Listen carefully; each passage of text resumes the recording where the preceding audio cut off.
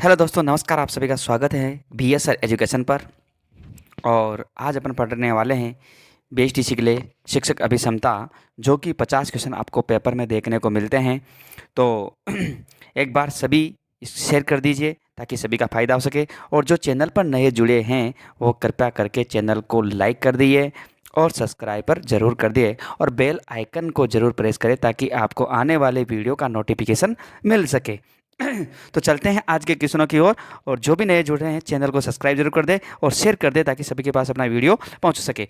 तो चलते हैं। पहला क्वेश्चन, उत्तम शिक्षा में कौन सा घटक होना चाहिए? जो अच्छी शिक्षा होती है उसमें कौन सा घटक होना चाहिए? तो शिक्षण उपचारात्मक होना चाहिए, या शिक्षण अभिप्रेरणात्मक होना चाहिए, या शिक्षण ज्ञानात्मक होना चाहिए, या शिक्षण सैद्धांतिक होना चाहिए? तो यहाँ पर मित्रों आपका सही आंसर होना चाहिए कि शिक्षण जब भी आप कराते हैं तो शिक्षण हमेशा आपका प्रेरणात्मक होना चाहिए, अभिप्रेरणात्मक होना चाहिए। कि यदि बच्चों को प्रेरणा देकर आप पढ़ाएंगे तो शिक्षा क्या होगा, बच्चा शिक्षा को क्या अच्छी ग्रहण करेगा। तो यहाँ पर आपका सही आंसर होगा सेकंड ऑप्शन। चलते हैं सेकंड क्वेश्चन की ओर।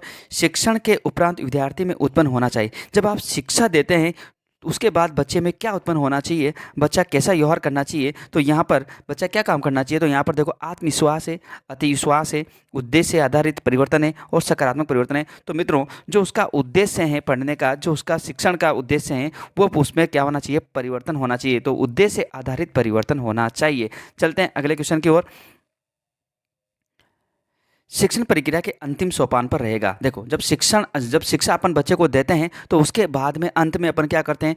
टेस्ट लेते हैं, परीक्षाएं होती है सारी। देखो आपको पता है कि आपको मिड टर्म होते हैं, अर्धवार्षिक होती है, वार्षिक होती है। तो सबसे अंत में मतलब पूरा पढ़ाने के बाद में आपको पता है कि लास्ट में वार्षिक परीक्षाएं होती है। तो लास्ट में आपका क्या होगा मित्रों? मूल्यांकन होगा। अंतिम सोपान आपका क्या रहेगा? मूल्यांकन रहेगा। अगला क्वेश्चन है, अधिगम के द्वारा विद्यार्थी कर सकेगा। अधिगम के द्वारा विद्यार्थी क्या प्राप्त कर सकता है? ज्ञान की प्राप्ति कर सकता है, सक्रियता कर सकता है, समस्या समाधान कर सकता है और परिपक्व कार्य कर सकता है। तो मित्रों यदि बच्चे ने अच्छा पढ़ा है, अच्छा लर्निंग किया है, अच्छा अधिगम प्राप्त किया है, तो बच्चा समस्या का समाधान करेगा। क्या करेगा? समस्या का समाधान करेगा। तो यहाँ पर सही होगा कि यहाँ पर समस्या का समाधान। चलते हैं अगले क्वेश्चन की ओर। अगला क्वेश्चन है, अधिगम विद्यार्थी के किस पक्ष को सर्वाधिक बदलता है? जो अधिगम होता है, जो लर्निंग होती है, वे विद्यार्थी के किस पक्ष को सर्वाधिक बदलता है? विवेक को, व्यवहार को, कार्यप्रणाली को और चयन प्रक्रिया को? तो मित्रों यदि बच्चे के अंदर आपने अच्छी शिक्षा दी है, उसको अधिगम अच्छा प्राप्त हुआ है, तो उसका व्यवहार क्या होगा? परिवर्तन हो जाएगा। क्या परिवर्तन हो जाएगा? व्यवहार में परिवर्तन होता है। चलते हैं अगले क्वेश्चन की ओर। अगला क्वेश्चन है,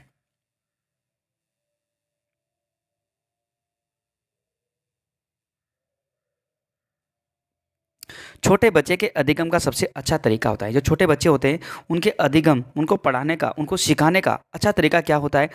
रटकर सिखाना, करके सीखना, अवलोकन से और अनुभव से सीखना। तो मित्रों जो छोटे बच्चे होते हैं उनको सिखाने का अच्छा तरीका होता है करके सीखना। यदि उनको कोई भी कार्य करके सिखाएंगे तो बच्चे जल्दी सीख जाते हैं, बच्चे जल्दी अनुभव कर लेते हैं। तो यहाँ पर आपका सही आंसर होगा करके सीखना। चलते हैं अगले क्वेश्चन की ओर। और अगला क्वेश्चन है, कक्षा में विद्यार्थी कब तक नहीं सीख सकता? जो कक्षा होती है विद्यार्थी कब तक नहीं सीख सकेगा? जब तक शिक्षक उसे पढ़ाए नहीं, जब तक वह स्वयं तत्पर नहीं हो, जब तक उसे इनाम का लालच न मिले, शिक्षक अनुशासित ना करे। तो यहाँ पर आपका सही आंसर होगा जब तक वह स्वयं तत्पर नहीं होगा। यदि बच्चा खुद ही तत्पर नहीं है सीखने के लिए, उसके कुछ अंदर हलचल ही नहीं है, आया चला गया बैठ के, कोई मतलब नहीं है गुरुजी क्या पढ़ा रहे हैं क्या नहीं पढ़ा रहे, कोई मतलब, ऐसे क्लास में बच्चे आपको मिलते हैं, तो यहाँ पर जब तक बच्चे का तत्पर नहीं रहेगा, बच्चे के अंदर चंचलता नहीं रहेगी, तो वह सीख नहीं पाएगा। तो यहाँ पर सही आंसर होगा जब तक वह स्वयं तत्पर नहीं होगा। अगला है, आप अपने विद्यालय की फुटबॉल टीम का कप्तान किसे बनाना चाहेंगे? यदि आप अपने विद्यालय के अध्यापक हो और आपको चयन करना है कि फुटबॉल टीम का कप्तान किसे बनाना चाहें, तो यहाँ पर क्या आंसर होगा? प्रधान अध्यापक के पुत्र को, जो सभी खिलाड़ियों में प्रिय हो, जो उम्र में सबसे बड़ा हो, जो अच्छा खेलता हो। तो यहाँ पर कप्तान उसको चुनेंगे। आप चुन लेना प्रधानाध्यापक के पुत्र जी को, लेकिन यहाँ पर इसके अकॉर्डिंग आपका आंसर क्या होगा? जो सभी अन्य खिलाड़ियों के प्रिय हो, सभी खिलाड़ियों का जो प्रिय है, जो उसकी बात सुनता है, उसी को क्या बनाना चाहेंगे अपन, कप्तान बनाना चाहेंगे। ठीक है, तो आंसर, सही आंसर होगा सेकंड, बिल्कुल सही आंसर। अगला है, कक्षा में नेता के रूप में आपका व्यवहार यदि पक्षपातपूर्ण हो तो क्या होगा। यदि कक्षा के नेता के रूप में, क्या आप नेता हो और आप क्या करते हो, पक्षपात करते हो, ये अच्छा है ये बुरा है, उसके ज़्यादा रिलीफ देते हो, तो यहाँ पर ऐसा क्या होगा, छात्र आप पर विश्वास नहीं करेंगे, छात्र आपको गाली देंगे, छात्र आपकी बात नहीं मानेंगे, आप कक्षा में लोकप्रिय हो जाएंगे। तो यहाँ पर इसका सही आंसर होगा, छात्र आप पर विश्वास नहीं करेंगे। क्या करेंगे, छात्र आप पर विश्वास ही नहीं करेंगे। तो यहाँ पर आपका सही आंसर होगा फर्स्ट ऑप्शन। अगला है, नेतृत्व गुण के लिए आवश्यक, नेतृत्व का मतलब होता है कमान संभालना, कमान संभालने के लिए क्या आवश्यक है, पर्याप्त धन होना चाहिए, सामाजिक परिपक्वता होनी चाहिए, उच्च बौद्धिक योग्यता होनी चाहिए और सुंदरता होनी चाहिए। तो यहाँ पर नेतृत्व के लिए क्या आवश्यक है, क्या चाहिए आपको, सुंदरता चाहिए, पर्याप्त, उसके पास बहुत सारा धन हो ताकि आप पे ऊपर खर्च कर सके, ऐसा होना चाहिए। तो यहाँ पर क्या होना चाहिए मित्रों, इसके अनुसार यहाँ पर सामाजिक परिपक्वता होनी चाहिए, उसके अंदर अंदर उस नेतृत्व वाले व्यक्ति के अंदर हर चीज़ से सामाजिक परिपक्वता होनी चाहिए, उसको सोचना विचारना, हर चीज़ को दिमाग से करना आना चाहिए। तो यहाँ पर उसके अंदर क्या होना चाहिए, सामाजिक परिपक्वता होनी चाहिए। चलते अगले क्वेश्चन की ओर। नेता को यह बात ध्यान में रखनी चाहिए कि समूह सदस्यों में व्यक्तिगत विभिन्नताएं पाई जाती है। क्या आप इससे सहमत है, क्या इससे क्या सहमत है कि नेता को ये बात ध्यान रखनी चाहिए कि समूह सदस्यों में व्यक्तिगत विभिन्नता पाई जाती है। क्या आपसे सहमत है, पूर्ण सहमत है, आंशिक सहमत है, असहमत है और संबद्ध है। तो यहाँ पर इसका सही आंसर होगा, इस बात से आप पूर्णतः क्या होंगे, सहमत होंगे कि नेता को ये बात ध्यान में रखनी चाहिए कि समूह के सदस्यों में विभिन्न व्यक्तिगत विभिन्नता पाई जाती है। चलते हैं अगले क्वेश्चन की ओर। अगला क्वेश्चन है, प्रधान अध्यापक के रूप में आपको अपने अध्यापकों के घर जाना चाहिए। यदि प्रधान अध्यापक है तो आपने जो स्टाफ के अध्यापक है उनके घर पे जाना चाहिए। आमंत्रित करने पर समारोह में, मुक्त की चाय पीने के लिए, संकट के समय स्वेच्छा से और कभी नहीं। तो यहाँ पर आप मुक्त की चाय पीने जरूर जाएंगे, ठीक है, संकट के समय कोई जाएगा नहीं। तो यहाँ पर देखते हैं कि इसका सही आंसर क्या बताएंगे कि आमंत्रित करने पर उनके समारोह में ज़रूर जाना है चाहिए आपको, ठीक है। तो यहाँ पर सही आंसर होगा आपका पहला आंसर, पॉकेट की चाय पीने नहीं जाना है आपको। हाँ, तुम में से कुछ बच्चे हो जा सकते हो, बात अलग है। अगला है, प्रधानाध्यापक विद्यालय का नेता होता है, परंतु आवश्यक नहीं कि उसके विचार साथी अध्यापकों से मिलते हो। वैचारिक मतभेद होने पर आपका अध्यापकों के साथ कैसा व्यवहार, साथ व्यवहार होगा। देखो, प्रधानाध्यापक सही है कि विद्यालय का क्या होता है, नेता होता है, परंतु जरूरी नहीं है कि जो विचार उसके विचार है वो साथी अध्यापकों से मिलते हो सकता है उनके विचार अलग हो सकता है वो अच्छा आदमी हो, अध्यापक स्टाफ में गलत आदमी हो। तो यहाँ पर आपके अध्यापकों के साथ व्यवहार होगा तो कैसा व्यवहार होगा, तो बदले की भावना का, तटस्थ, सहानुभूतिपूर्ण और संयत। तो यहाँ पर आपका सही आंसर होगा संयत, संयम रहेंगे, कोई दिक्कत नहीं है। चलते अगला क्वेश्चन। आज के प्रजातांत्रिक युग में नेता को व्यवस्था बनाए रखने तथा नियमों का पालन कराने के लिए काम लेना चाहिए, चतुराई से, कुशामद से, दंड से और कठोरता से। तो यहाँ पर मित्रों आपका सही आंसर होगा चतुराई से। क्या से, चतुराई से, क्योंकि आज के प्रजातांत्रिक युग में नेता को व्यवस्था बनाए रखने के तथा नियमों का पालन कराने के लिए काम में लेना चाहिए आपको चतुराई से, नहीं तो नेता है वो कुछ भी कर सकता है, ठीक है। तो सही आंसर होगा आपका चतुराई। अगला है, सृजनात्मक विचारों की उत्पत्ति अकस्मात ही प्रस्फुटित। तो यहाँ पर इस सृजनात्मक विचारों की उत्पत्ति अकस्मात, सो जो सृजनात्मक बालक होते हैं, जो सृजनात्मक विचार आते हैं वो एकदम से आते हैं, एकदम से उत्पन्न होते हैं। मतलब अचानक आपको बैठे बैठे कोई आइडिया आ जाए कि यार ऐसा हो तो ऐसा हो जाए, तो यहाँ पर नहीं होती, सदैव होती, कभी कभी होती है, कभी नहीं होती। तो यहाँ पर इसका सही आंसर होगा नहीं होती, ठीक है। तो सही आंसर होगा नहीं होती। अगला है, सृजनात्मकता मानव के क्रियाकलापों एवं निष्पत्ति के लिए है, अनावश्यक, आवश्यक, उपयोगी, कीमती। तो यहाँ पर सही होगा उपयोगी, क्योंकि यदि सृजनात्मक मानव के क्रियाकलापों की निष्पत्ति के लिए है तो ये क्या है, उपयोगी है, क्योंकि सृजनात्मकता से ही आज ये सब चीज़ें आपको देखने को मिल रही है। चलते अगले क्वेश्चन की ओर। सृजनात्मक शिक्षण की अच्छी विधि यह है कि छात्र को किसी कार्य में सुधार हेतु संशोधन प्रस्तुत करने के लिए कहा जाए। किस विषय के क्षेत्र में यह सर्वाधिक उपयोगी है। किस विषय के क्षेत्र में यह क्या सर्वाधिक उपयोगी है? विज्ञान, गणित, हिंदी, कला। सृजनात्मक शिक्षण की अच्छी विधि यह है कि किसी भी छात्र को किसी कार्य में सुधार संशोधन प्रस्तुत करने के लिए कहा जाए तो ये ऐसा किस सब्जेक्ट में होगा? तो यहाँ पर ऐसा विज्ञान में होगा। किस में होगा? विज्ञान आपका सही आंसर होगा। अगला है, सृजनशील बालकों में लगाव होता है। सृजनशील जो बालक होते हैं उसमें लगाव होता है स्वतंत्रता, स्वप्रभुता, स्वप्रभुता, परिपाटी और अभिव्यक्ति, मतलब सब कुछ स्वप्रभुता का सत्ता का मतलब होता है उसके पास जो भी है जो वही है। तो यहाँ पर क्या होगा? स्वप्रभुसत्ता। क्या होगा? स्वप्रभुसत्ता। भाई बिल्कुल सही आंसर होगा आपका सेकंड ऑप्शन। चलते अगले क्वेश्चन का। सृजनात्मकता के विकास के लिए छात्र अध्यापक के मध्य संबंध होने चाहिए। तो सृजनात्मकता के विकास के लिए छात्र और अध्यापक के जो संबंध होने चाहिए, क्या वो औपचारिक होने चाहिए, अनौपचारिक होने चाहिए, राजकीय होने चाहिए या फिर मधुर होने चाहिए? तो उनके संबंध कैसे होने चाहिए मित्रों? मधुर होने चाहिए, क्योंकि यदि छात्र अध्यापक का संबंध मधुर नहीं होगा तो क्या बालक सृजनात्मक बन सकेगा? तो वो सृजनात्मक बालक नहीं बन सकेगा। अगला है, सृजनशीलता की सहायक इकाई है। जो सृजनशीलता है उसकी सहायक इकाई क्या है? परिवार, विद्यालय, समाज और तीनों। तो यहाँ पर सृजनशीलता की सहायक इकाई परिवार है। परिवार से बच्चा सब कुछ सीखता है, क्योंकि पहला विद्यालय उसका क्या होता है? परिवार होता है, माता पिता होते हैं। ठीक है। सृजनात्मकता की जीवन का कैसा पक्ष है? जो सृजनात्मकता जीवन का कैसा पक्ष होता है? विभाजनात्मक, रूपात्मक, विकासात्मक और निर्माणात्मक। तो यहाँ पर सृजनात्मकता जीवन का कैसा पक्ष होता है? तो यहाँ पर इसका सही आंसर क्या होगा?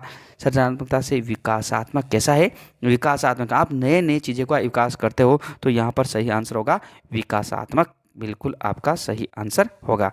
तो ये मित्रों अपने क्वेश्चन है चल रहे हैं अभी। तो आप लोग वीडियो को शेयर जरूर कर दिया करो, क्योंकि इससे हमको भी मोटिवेट मिलता है। और सभी सभी व्यक्ति क्लास को पूरा देखा करें, ताकि आपको, क्योंकि क्लास को बीच में छोड़ के जाने का मतलब होता है अधूरा ज्ञान कभी भी आपको सफलता नहीं देगा।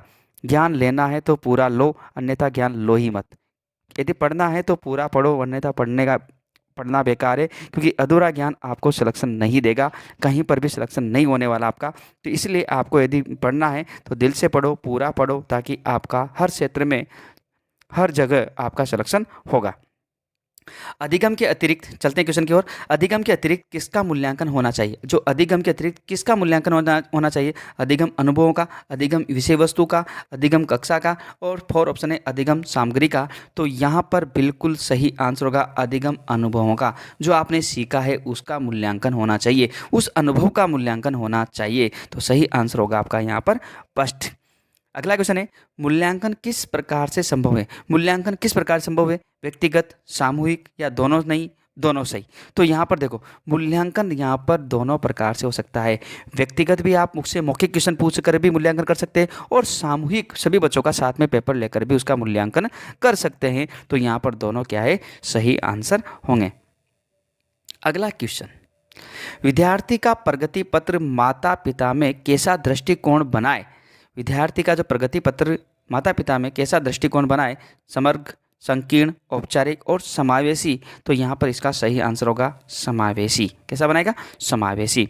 अगला क्वेश्चन है, विद्यार्थी के प्रगति पत्र में विशेष क्षेत्र की प्रगति के अलावा और किसका मूल्यांकन होना चाहिए? अभियोग्यता का, शारीरिक कुशलता का, खेल दक्षता का और भविष्य क्षेत्रीय का।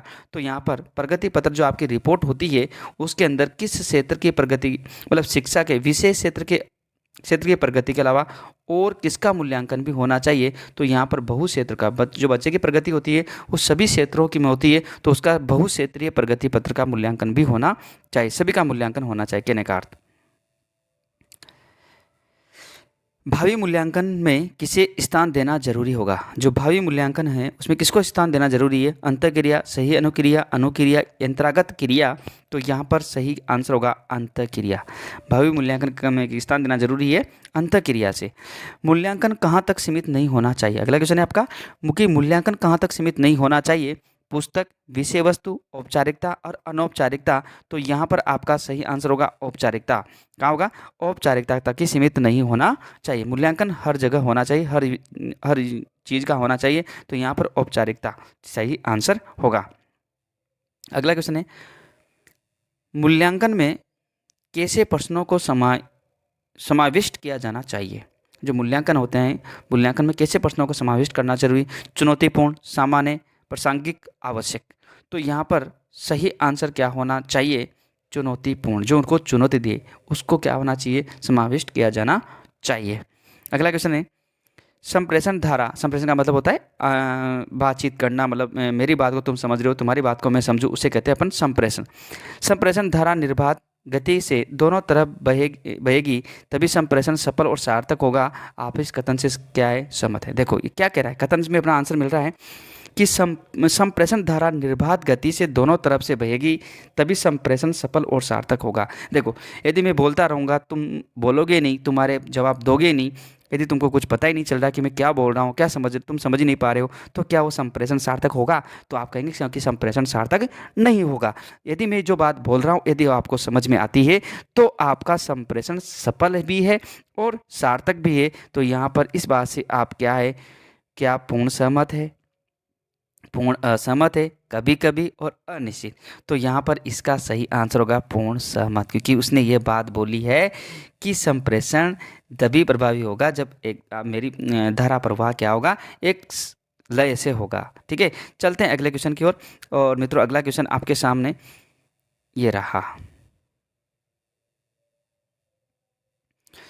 तो वीडियो को देखते रहिए और शेयर भी कर दिया करो, शेयर करते रहिए। मैं आपके सभी की कमेंट्स पढ़ता हूँ बाद में, तो आप वीडियो ख़त्म होने के बाद भी आप कमेंट्स कर सकते हैं। और जब अपनी क्लास लाइव चल रही है तो मैं आपके सभी के कमेंट्स भी देखता हूँ कि कौन सा कमेंट्स कर रहे हो, कौन सा आंसर आप सही दे रहे हो, तो आप आंसर भी दिया करें। और बाद में भी आप वीडियो जब लाइव ख़त्म हो जाता है तो उसके बाद भी आप कमेंट्स क्या करो, ताकि आप एक बार और देखा करो। जितने क्वेश्चन टीचिंग मेथड में ऐसा है कि क्वेश्चन का आप जितना पढ़ेंगे उतना आपके बेनिफिट होगा, क्योंकि क्वेश्चन ही वहाँ पर आपको देखने को मिलते हैं। और क्वेश्चन सामान्य होते हैं जो अपने जनरल नॉलेज की तरह जो दैनिक जीवन में काम आते हैं, जो अपन देखते हैं, जो करते हैं, वही अपनी टीचिंग मेथड होती है। ठीक है, बच्चे का कैसा विकास, जो छोटा बच्चा होता है उसको कैसे उसका विकास किया जाए, उसको कैसे पढ़ाया जाए, उसको कैसे शिक्षा दी जाए, वही है आपको यहाँ पर शिक्षण अभिरुचियों में।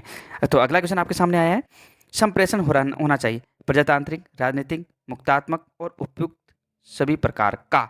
तो यहाँ पर होना चाहिए संप्रेषण प्रजातांत्रिक। कैसा होना चाहिए, प्रजातांत्रिक आपका संप्रेषण होना चाहिए। अगला क्वेश्चन है, संप्रेषण के लिए शाब्दिक भाषा आवश्यक है, किंतु कभी कभी बिना शाब्दिक भाषा के भी संप्रेषण संभव है।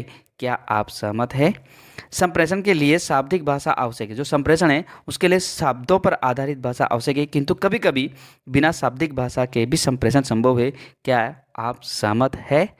तो यहाँ पर इसका आंसर क्या होगा मित्रों, पूर्ण सहमत है। क्या है, पूर्ण सहमत है। क्योंकि आपने देखा होगा जो जो बच्चे गूंगे और बहरे होते हैं वह अपने इशारों के द्वारा उनको समझाते हैं, सामने वाले को समझा देते हैं, तो वहाँ पर भी क्या हो रहा है, संप्रेषण हो रहा है। आप विशेष शिक्षा के लिए आप विशेष वेस्टिसी करते हैं, तो वहाँ पर जो बच्चे आते हैं वो उसी प्रकार के बच्चे आते हैं, उनको आपको समझाना है, तो आप क्या करेंगे, इशारों के माध्यम से समझाएंगे। तो यहाँ पर यदि आप शाब्दिक भाषा आवश्यक नहीं है, बिना शाब्दिक भाषा के भी आपका संप्रेषण संभव है, तो इससे क्या है, आप पूर्ण सहमत है। अगला क्वेश्चन, आप कक्षा 6 को पढ़ाते हैं, कक्षा 12 के बच्चों के साथ आपका व्यवहार होना चाहिए निरंकुश, समानता का, प्रभुतापूर्ण और मित्रतापूर्ण। तो यहाँ पर आपका सही आंसर होगा मित्रतापूर्ण। बच्चे सभी एक हैं अपने लिए, तो सभी बच्चों के साथ मित्रतापूर्ण व्यवहार करना चाहिए। अगला क्वेश्चन है, आप उच्च माध्यमिक कक्षाओं को पढ़ाने वाले एक वरिष्ठ अध्यापक है, मतलब वरिष्ठ अध्यापक का मतलब होता है सेकंड ग्रेड, उच्च माध्यमिक कक्षाओं को पढ़ा। प्राथमिक कक्षाओं के छात्रों के साथ आपका व्यवहार बिल्कुल यार सामान्य, स्नेहिल, उपेक्षापूर्ण, छात्रों के अनुकूल। तो यहाँ पर इसका स्नेहिल, छोटे बच्चों के साथ आपका प्रेम कैसा होना चाहिए, उनसे प्यार मोहब्बत से बात करें, उनको अच्छा रखें, स्नेहिल आपका व्यवहार होना चाहिए। चलते अगले क्वेश्चन की ओर। अगला क्वेश्चन है, विद्यालय के विभिन्न कार्य एवं छात्रों का सफल शिक्षण अध्यापक, कर्मचारियों, अभिभावकों तथा समाज के व्यक्तियों के सहयोग पर निर्भर करता है। आपकी राय क्या है? विद्यालय के विभिन्न कार्य तथा छात्रों का सफल शिक्षण अध्यापक, कर्मचारी, अभिभावक, समाज के व्यक्तियों के सहयोग पर निर्भर करता है। क्या है कथन सही है, कथन में कुछ सत्यता है, कथन भ्रामक है और कथन पूर्ण गलत है? तो यहाँ पर इसका सही आंसर होगा कि कथन सही है, क्योंकि जब आप विद्यालय में जाएंगे तो आपको पता लगेगा कि वहाँ पर बच्चों का भी सहयोग होता है, तो अध्यापकों का भी होता है और अन्य कर्मचारियों का भी होता है और गांव वालों का भी होता है और समाज का भी होता है। तो यहाँ पर ये कथन क्या है, सही कथन होगा। चलते हैं अगले क्वेश्चन की ओर। अपनी बात को रोचक तथा बोधगम्य बनाने के लिए शिक्षक को सहारा लेना चाहिए। अपनी जो बात बोलता है उसको क्या बनाना है, उसको रोचक बनाना है। बोधगम्य बनाने के लिए शिक्षक को किस चीज़ का सहारा लेना चाहिए? उदाहरण एवं दृष्टांतों, मॉनिटर व वरिष्ठ छात्रों का, कठोर शब्दों का और प्रश्नों का। तो यहाँ पर आपको उदाहरण एवं दृष्टांतों का सहारा लेना ज़रूरी है, क्योंकि आपको अपनी बात को रोचक बनाना है। तो कुछ उनको बच्चों को ऐसे उदाहरण बताओ कि बच्चे अपने से कनेक्ट हो जाए। मतलब किसी भी बच्चे को आप पढ़ाने जा रहे हैं, किसी भी क्लास को आप पढ़ाने जा रहे हैं, तो जब तक आप उस क्लास में अधिगम नहीं करा पाएंगे, जब तक आप बच्चों से कनेक्टिविटी नहीं कर पाएंगे, जब बच्चों को आप अपन जोड़ ही नहीं पाएंगे किसी उदाहरण के साथ, किसी भी चीज़ के साथ, यदि आप बच्चों ने कनेक्टिविटी आपसे नहीं बनी है तो आप बच्चों को अच्छा अधिगम नहीं दे पाएंगे। तो यहाँ पर सही आंसर होगा आपका उदाहरण व दृष्टांतों के माध्यम से इनका सहारा जरूरी है। अगला है, एक अध्यापक को क्या करना चाहिए? एक अध्यापक है, उसको क्या करना चाहिए? अधिकाधिक मात्रा में धन कमाना, छात्रों की शैक्षिक उन्नति के प्रयास, छात्रों के हित में कार्य और छात्रों की देखभाल। तो यहाँ पर क्या करना चाहिए अध्यापक? मान लो आप अध्यापक है तो आपको क्या करना चाहिए? तो मित्रों, आपको करना चाहिए छात्रों के हित में कार्य करना चाहिए। बच्चों को हमेशा आपको अच्छा पढ़ाना चाहिए, उनके प्रति हमेशा आपको कार्य करना चाहिए। बच्चों को जो भी समस्या आ जाए उनके हित में कार्य करना चाहिए। तो छात्रों के हित में कार्य करना चाहिए आपको। चलते हैं अगले क्वेश्चन की ओर। अगला क्वेश्चन है समाज सुधार में किसका योगदान अधिक है? समाज सुधारक का, शिक्षक का, राजनीति का और तथाकथित धर्म गुरुओं का। तो यहाँ पर समाज को सुधारने में किसका हाथ होता है, किसकी होती है? तो यहाँ पर किसका योगदान अधिक होता है? राजनीति का। किसका होता है? राजनीति को समाज को सुधारने का अच्छा योगदान रहता है, बहुत ज़्यादा योगदान होता है राजनीति का। तो चलते हैं अगले क्वेश्चन की ओर। अगला क्वेश्चन है, जिस दिन एक विद्यालय की छुट्टी होगी आप क्या करेंगे? जिस दिन एक विद्यालय की छुट्टी होगी आप क्या करेंगे? खूब सोऊंगा, मित्रों के साथ गपशप करूंगा, भ्रमण पर जाऊंगा, समाज उपयोगी उत्पादन का कार्य करूंगा। तो आप क्या करेंगे भाई? आप तो मित्रों के साथ क्या करेंगे? गपशप करेंगे। क्या करेंगे?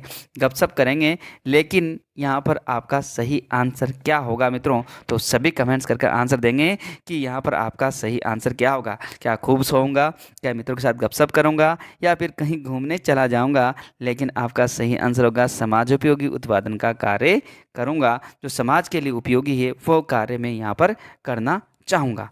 चलते हैं अगला क्वेश्चन। आपके मतानुसार अध्यापक प्रशिक्षण उन्हें की लेना चाहिए? अध्यापक प्रशिक्षण क्या उन्हें लेना चाहिए जो शिक्षक नहीं है, जो शिक्षक बनना चाहते हैं? देखो क्या कह रहा है कि आपके मत के अनुसार अध्यापक जो प्रशिक्षण होता है, जो ट्रेनिंग होती है, जो टीचर ट्रेनिंग प्रशिक्षण होता है, किनको लेना चाहिए? किन किन व्यक्तियों को वो लेना चाहिए जो शिक्षक नहीं है, जो शिक्षक बनना चाहते हैं? और अगला है अपने पास,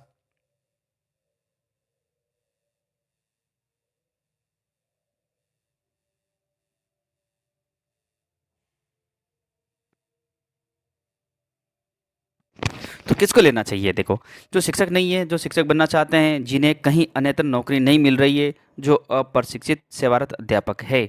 तो यहाँ पर मित्रों आपका सही आंसर क्या होगा? तो जो अप्रशिक्षित सेवारत अध्यापक है, जो सेवा कर रहे हैं और उनको प्रशिक्षण नहीं मिला है, उन अध्यापकों को अध्यापक प्रशिक्षण की, टीचर ट्रेनिंग की आवश्यकता होती है। ठीक है, चलते हैं अगले क्वेश्चन की ओर। और अगला क्वेश्चन आपका फिर आता है, विद्यालय का मुख्य उद्देश्य क्या है? जो विद्यालय है उसका मुख्य उद्देश्य क्या होता है? धन कमाना, ख्याति अर्जित करना, सामाजिक उत्थान करना, छात्रों के हित में शैक्षणिक कार्य करना। तो यहाँ पर आपका सही आंसर होगा छात्रों के हितों में शैक्षणिक कार्य करना। छात्रों का हित होना चाहिए, आपका उद्देश्य पैसा कमाना नहीं होना चाहिए। तो यहाँ सही आंसर होगा आपका 4। चलते अगले क्वेश्चन की ओर। अगला क्वेश्चन है आपका, अवसर मिलने पर आप स्वयं में कौन सी योग्यताएं विकसित करना चाहेंगे? मतलब आपको अवसर मिला है, तो यदि आपको मिले कि आप एक दिन के लिए क्या करना चाहते हो, फ्री हो बिल्कुल, क्या करना चाहते हो स्वयं के, आप स्वयं में क्या कौन सी योग्यताएं विकसित करना चाहते हो बताओ? सफल शिक्षण की, धन कमाने की, ख्याति अर्जित करने की और सामाजिक कार्य करने की। तो यदि आप स्वयं की योग्यता विकसित करना चाहेंगे तो क्या करना चाहेंगे आप? देखिए आंसर इसका क्या होने वाला है। तो सभी आंसर देंगे सफल शिक्षण की। किसकी? सफल शिक्षण की आप योग्यता विकसित करना चाहेंगे। चलते हैं अगले क्वेश्चन की ओर। और अगला क्वेश्चन आपके सामने फिर आया है, तो वीडियो को लाइक कर दीजिए, शेयर भी कर दीजिए और अपने मित्र दोस्तों के साथ, अपने जो भी ग्रुप है, WhatsApp group, Facebook group, Telegram वगैरह जो भी आपके ग्रुप से जुड़े हुए, उनमें हमारा वीडियो शेयर कर दिया करो ताकि सबका फ़ायदा हो सके। सब बच्चे अपने अच्छे बच्चे हैं तो सभी के साथ शेयर कर दिया करो। ठीक है मित्रों, अगला क्वेश्चन आपके सामने, आप किस मत से अधिक सहमत हैं? आपका आप इस इन जो मत दे रखे हैं चार, इनमें से किस मत से आप अधिक सहमत होंगे? कोई रोजगार न मिलने पर अध्यापक बनते हैं। कोई रोजगार नहीं मिला इसलिए क्या बन गए आप? अध्यापक बन गए। आराम के लिए अध्यापक, आराम करना है, मौज करनी, पढ़ाना नहीं है बच्चों को, आराम करना है तो अध्यापक बनते हैं। समाज में सम्मान पाने के लिए आप अध्यापक बनते हैं। समाज में अच्छी इज्जत कमाने के लिए आप क्या बनते हैं? अध्यापक बनते हैं। शिक्षण में आनंद आता है इसलिए अध्यापक बनते हैं। यदि आपको शिक्षण में अच्छा आनंद आता है, पढ़ाने में मज़ा आता है, इसलिए क्या आप अध्यापक बनते हैं? तो यहाँ पर आपका सही आंसर होगा मित्रों कि शिक्षण में आनंद आता है इसलिए हम क्या बनते हैं? अध्यापक बनते हैं। तो आपको मज़ा आना चाहिए पढ़ाने में, मतलब पढ़ाते वक्त थकना नहीं चाहिए, आपको मज़ा आना चाहिए। तो यहाँ सही आंसर होगा आपका 4 बिल्कुल सही होना चाहिए कि शिक्षण में आनंद आता है इसलिए अध्यापक बनते हैं। जैसे मुझे आनंद आता है पढ़ाने में, नहीं तो मुझे क्या ज़रूरत है यूट्यूब बनाने की, लेकिन मुझे मज़ा आता है पढ़ाने में, मैं थकता नहीं हूँ पढ़ाते हुए। तो यहाँ पर मेरा सही आंसर होगा 4। चलते हैं अगले क्वेश्चन की ओर। सामाजिक संवेदनशीलता में सम्मिलित है प्रतिक्रिया, अनुक्रिया, सक्रिय और प्रक्रिया। सामाजिक संवेदनशीलता में सम्मिलित है तो यहाँ पर इसका सही आंसर क्या होगा? प्रतिक्रिया। क्या आंसर सही है? प्रतिक्रिया। अगला क्वेश्चन है, शिशु में सबसे पहले किसके प्रति संवेदना रहती है? परिचित, पिता, माँ और नानी। तो सबसे पहले जो संवेदना रहती है बच्चे की, जो छोटा बच्चा जब पैदा होता है तो किसके प्रति रहती है? माँ के प्रति रहती है, क्योंकि पापा को जानता नहीं है, माँ को जानता है, मामा के पास रहता है, मम्मा, है ना। तो तुम भी लोग भी पहले जब छोटे थे तो किसके पास रहे थे? मम्मा के पास रहे थे। तो यहाँ पर आपका सही आंसर होगा मम्मा, माँ, थर्ड ऑप्शन। चलते हैं अगले क्वेश्चन की ओर। और अगला क्वेश्चन है, सामाजिक संवेदना से सामाजिक प्रत्यक्षीकरण होता है। ये किसने बोला? मानववाद, गेस्टाल्टवाद, अंतर्दृष्टि या सूझ। ये जो नियम है ये किसके हैं? सामाजिक संवेदना से सामाजिक प्रत्यक्षीकरण होता है ऐसा किसने कहा? तो मित्रों ये ऐसा गेस्टवाल्ड ने कहा था। गेस्टाल्टवाद है, जो बहुत बड़े वैज्ञानिक थे, साइंटिस्ट थे जो मनोविज्ञान के, उन्होंने ऐसा कहा था। चलते अगले क्वेश्चन की ओर। सामाजिक संवेदना उत्पन्न करने के लिए रेडियो, टेलीविज़न आदि किस श्रेणी के माध्यम है? सामाजिक संवेदना उत्पन्न करने के लिए जो रेडियो, टेलीविज़न है वो किस प्रकार की टेलीविज़न आदि किस श्रेणी के माध्यम है? प्रोक्स, औपचारिक, आवश्यक और प्रत्यक्ष। तो यहाँ पर आपका सही आंसर होगा प्रोक्स माध्यम है। कैसे माध्यम है? प्रोक्स माध्यम है। अगला क्वेश्चन, शिक्षक राष्ट्र नेता होता है क्योंकि? शिक्षक राष्ट्र नेता होता है क्योंकि वे छात्रों को पढ़ाते हैं, वे राष्ट्र के लिए योग्य नागरिक तैयार करते हैं, वे समाज सुधारक होते हैं और उन्हें अच्छा वेतन मिलता है। तो मित्रों शिक्षक से, जो शिक्षक पढ़ाता है, जो अध्यापक आप पढ़ाता है, उसी के माध्यम से आज हर बड़ी बड़ी पोस्ट पर जो भी यहाँ पर जो इंडिया में आप जो भी देख रहे हैं वो उनका कोई ना कोई शिक्षक होगा, कोई गुरु होगा, क्योंकि बिना पढ़े आप बिना स्कूल गए कभी कुछ प्राप्त कर नहीं सकते। तो यहाँ पर शिक्षक राष्ट्र का क्या होता है? नेता होता है, क्योंकि वह राष्ट्र के लिए योग्य नागरिक तैयार करता है। ठीक है, तो यहाँ सही आंसर होगा सेकंड। अगला है, वेतन का कार्य क्षमता से घनिष्ठ संबंध होता है। वेतन का कार्य क्षमता से घनिष्ठ संबंध होता है, इसलिए अच्छा वेतन पाने वाले ही अच्छा पढ़ा सकते हैं। आपकी इस संबंध में क्या राय है? ये कह रहा है कि अच्छा वेतन पाने वाले लोग ही अच्छा पढ़ा सकते हैं, क्या दूसरे नहीं पढ़ा सकते? सही है, निश्चित है। कार्य क्षमता पूरक आवश्यकताओं को पूरा करने लायक वेतन तो मिलना ही चाहिए, पूरी तरह असहमत। तो यहाँ पर क्या आंसर होना चाहिए?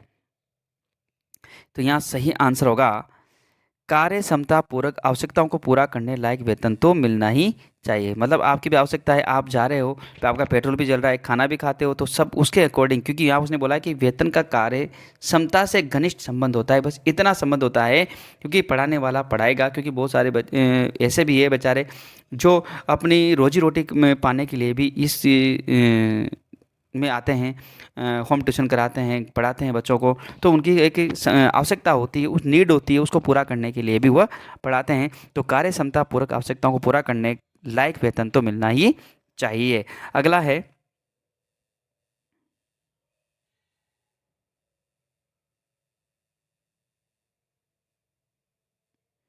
अगला क्वेश्चन, शिक्षा के क्षेत्र में हो रहे आधुनातन परिवर्तनों का ज्ञान हमें प्राप्त हो सकता है।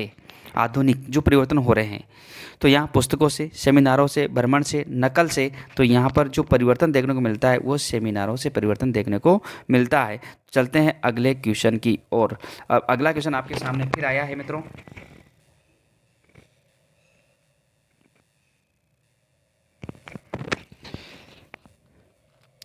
एसटीसी प्रशिक्षण प्राप्त करने के बाद भी अवसर मिलने पर एक युवक ने पुलिस में नौकरी कर ली, क्यों? देखो, बीएसटीसी का प्रशिक्षण प्राप्त करने के अवसर के बाद भी अवसर मिलने पर भी एक युवक ने पुलिस में नौकरी कर ली, क्यों? उसे शिक्षण में रुचि नहीं थी, वह ऊपरी आय में विश्वास करता था, वह रौबदार नौकरी चाहता था, वह शिक्षक न बन सका। तो यहाँ पर सही आंसर होगा, वो रौबदार नौकरी चाहता था। क्या होगा? वो रौबदार नौकरी चाहता था, उसको अध्यापक नहीं बनना था, वो क्या चाहता था? एक रौबदार नौकरी होनी चाहिए। तो ये थे मित्रों अपने आज के 50 क्वेश्चन। ठीक है, तो यहाँ पर आपके 50 क्वेश्चन जो ये मैं आपके कम से कम 500 क्वेश्चन के प्लस करा दूंगा। और इसके पहले मैंने आपको एक 2022 जो पेपर हुआ था बीएसटीसी का, वो भी डाला था, तो आप उसको भी देख लीजिए। इसके बाद में एक जीके प्लस शिक्षण अभिरुचि और हिंदी हिंदी की क्लास अभी मैं लेके आऊँगा, लेकिन मैं 21 और 22 का पेपर साथ लेके आऊँगा। तो आप लोग वीडियो को शेयर कर दिया करो, अधिक से अधिक संख्या में वीडियो को शेयर किया करो, ताकि सभी जो अपने भाई है, जो छोटे हैं बड़े हैं, उन सबका फ़ायदा हो सके। ठीक है मित्रों, तो आज आप सभी ये जो वीडियो आपको अब देख रहे हैं, इसको अपने दोस्तों के साथ अधिक से अधिक संख्या में शेयर करेंगे, अपने group, WhatsApp group, Telegram group जो भी है, और लाइक ज़रूर करें मित्रों। लाइक करना ना भूलें, क्योंकि आपका एक लाइक हमको हौसला देता है और पढ़ाने में और मज़ा आता है। ठीक है मित्रों, तो मिलते हैं अपन फिर नेक्स्ट क्लास के साथ। आज के लिए नमस्कार, धन्यवाद आप सभी का, राम राम।